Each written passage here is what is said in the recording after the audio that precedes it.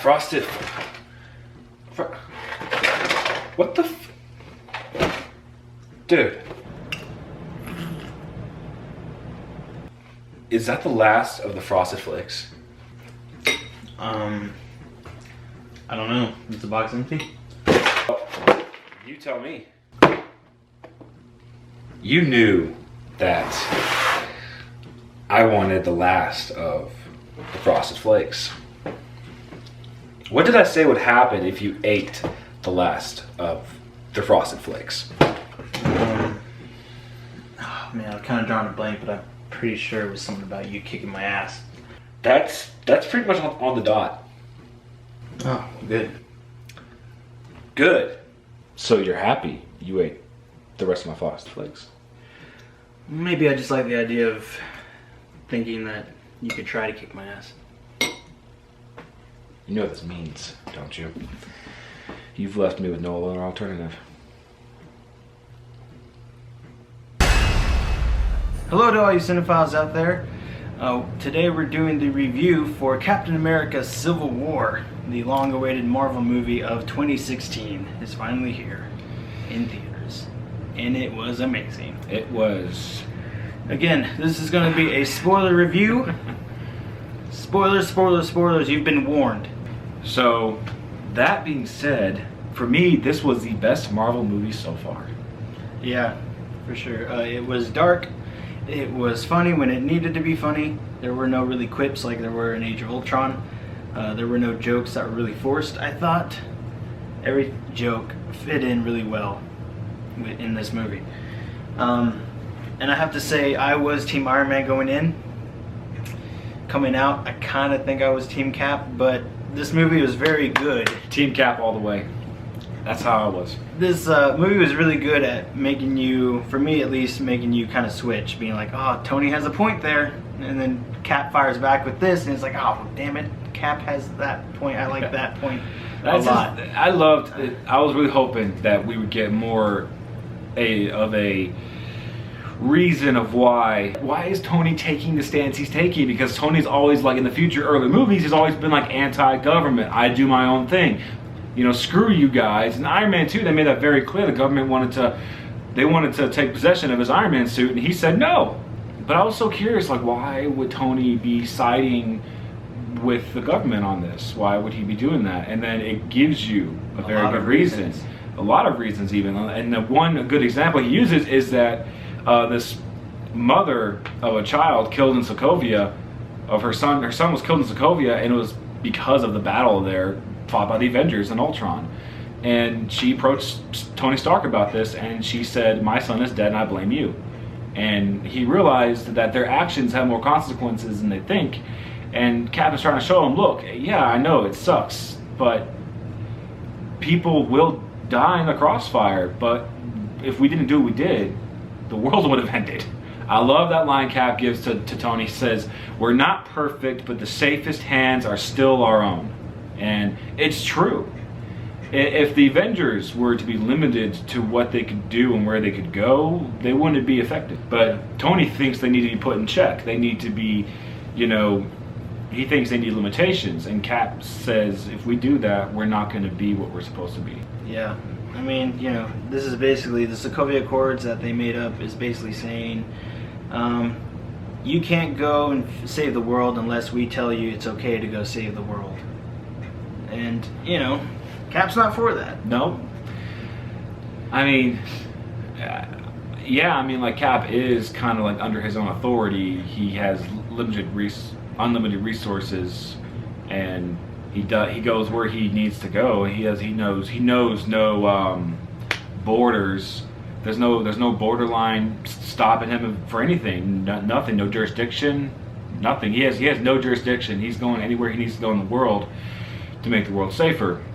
And yeah, in the beginning of the movie, they fudge up, and Scarlet Witch, trying to save Cap, accidentally kills some people. But I mean, she was trying to save some people. It was just like it just went wrong. Mm-hmm. And honestly, when she first, what happened in the movie is that Crossbones tried to, after Cap overpowered him, tried to take Cap with him in a controlled explosion, but Scarlet Witch used her powers to control the explosion and limit it to just him, and she shot him straight up in the air, and it looked like he was not gonna be close to that building, but I guess he was. And anyways, she wasn't paying attention, and he blew up right next to a building, and she killed quite a few people. And she got torn up about it. The Civil War is between 10 or 12 superheroes. And honestly, that's still a lot of characters for this one movie. That's supposed to be Cap's movie. And I was worried that he wouldn't get enough of the focus, but he did. He still maintained like 70% of the focus, and the rest went to everyone else. And it was, no one really got too much focus. We know them well enough, and they're just there for the ride, and it was nice to see. Yeah, I mean, every character, almost every character, I wouldn't say every character, but almost every character had their shining moment. Ant-Man had his shining moment. Oh my God. Spider-Man had his shining moment. He did.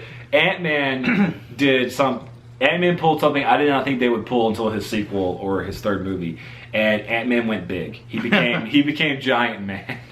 Isn't that what he's called? Yep. Yeah. Giant, yeah. Ant-Man, and it was so cool when it happened, because it was at that point of the fight where Cap and Bucky were like, we need to get out of here, because if we don't try to get out of here now, we're probably going to get too sucked in, and we're not going to get out of here in time. Yeah. And so Falcon said, the rest of us aren't making it out of here, and Hawkeye replies, I think you're right.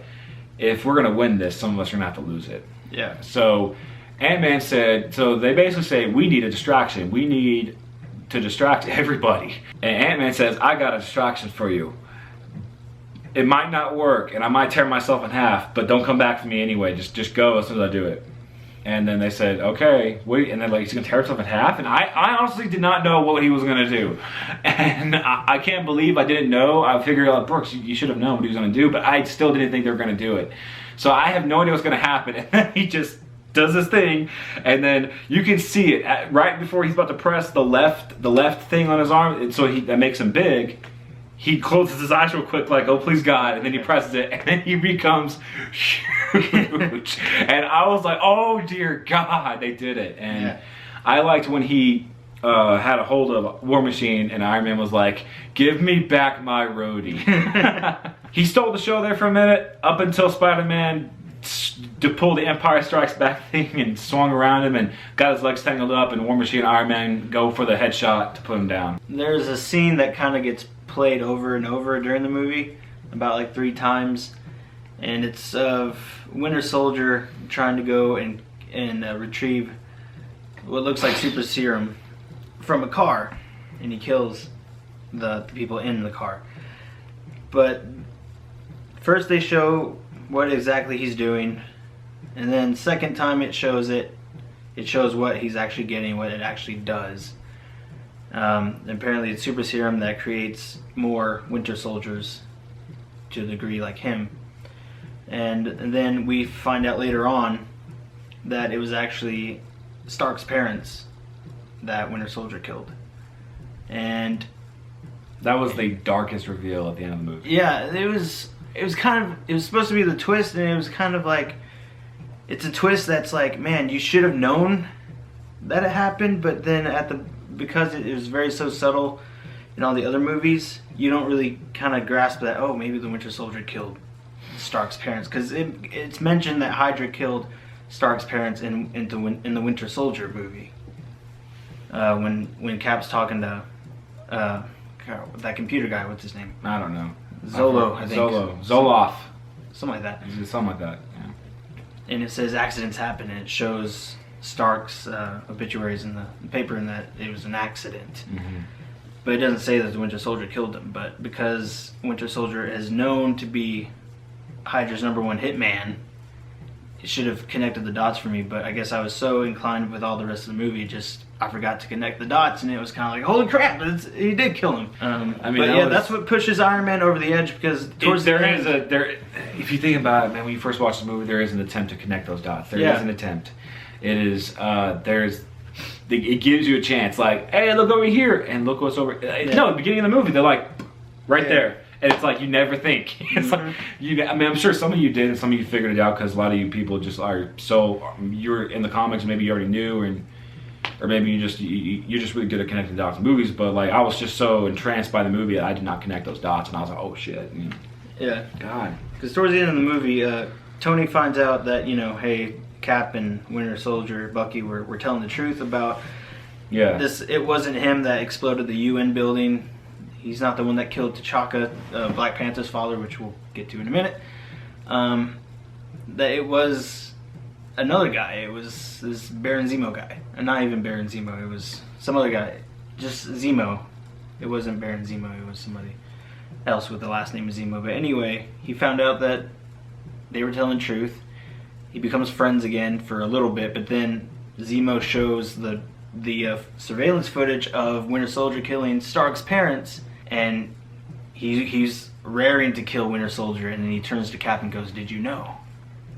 And Cap's like, I didn't know it was him. Yeah, I and he didn't know it goes, was him. "Bullshit! Don't tell me. Did you know?" And he goes, "Yes, I knew." And then Cap just Iron Man's like, "Yeah, bitch." And then he tries calming down. Tony loses the shit. Yeah. And Tony lets his ego get the better of him too. He's driven by his ego and his vengeance at this point. And it's at the point to where even that later on in the fight, man, like that was a really good fight because it was basically like Iron Man just wants Bucky, but Cap is not having it. So he ends up just fighting the both of them. Mm-hmm. And it got to that one point in the fight where Cap said it wasn't him when he did it. He goes, "I don't care.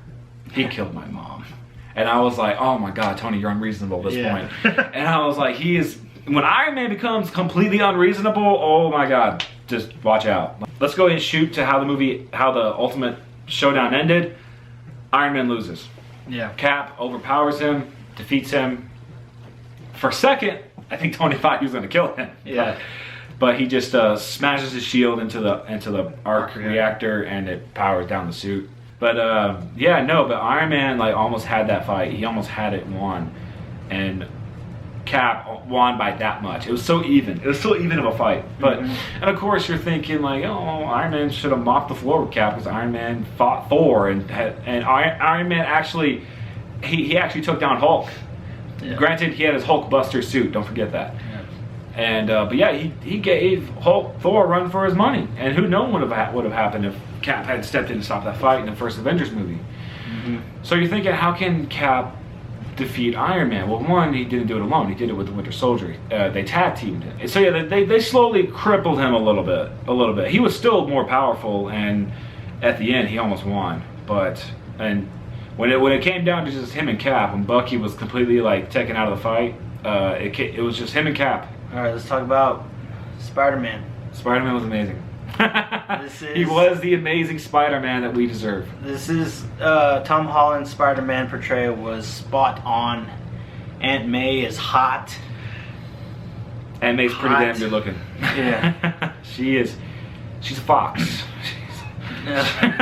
But the interaction with Tony Stark and Peter Parker was just awesome, and I'm excited for Spider-Man's Homecoming movie. Oh my gosh, I don't really like the title, but I'm so excited for that movie. So excited. The suit looked great. They looked. His interaction with all the other Avengers were awesome as well. Oh my God, I loved it because he did nothing but he would not shut up while he was fighting. He just nothing but nonstop talking. But I do love. I also love the part where he threw in that Star Wars joke because it was a joke of making fun of how young he is and how old everyone else is. He's like, "Hey guys, you remember that really old movie Empire Strikes Back? Remember the snow planet and that walking thing?" And then, "Oh yeah, I think he's onto something." And they're like, "Tony, where'd you get this guy?" "I'm sorry, he's on the younger side." Yeah. Too funny. The laughs are there in the fight. The fight is serious, but they still make jokes right when they're needed. And I love it when Hawkeye and Black Widow fought. She's like, "Are we still friends? Depends on how hard you hit me." So good. Last but not least, we gotta talk about Black Panther. Black Panther, oh my gosh. Black Panther was, this movie, him and Spider-Man, this was a great introduction to their characters. Yeah. But being as Black, I don't believe Black Panther has ever had a movie ever made for him. This was a great introduction of his character for movies in general and for the MCU. And he killed it. Oh my god, it was so good, so good.